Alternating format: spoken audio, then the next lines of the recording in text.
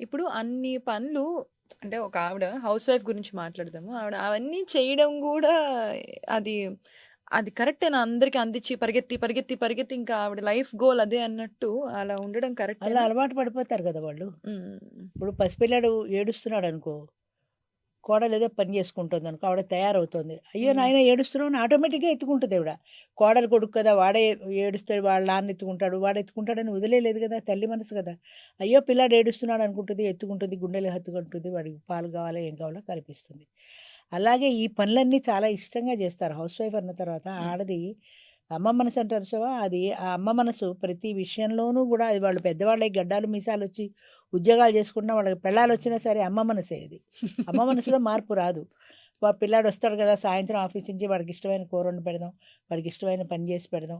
ఇలా వాళ్ళ ఇష్టాలు, వాళ్ళ ఇష్టాలు అనుకోవడం అసలు తనకేమి ఇష్టం అన్నదో తల్లి మర్చిపోతుంది. హ్మ్.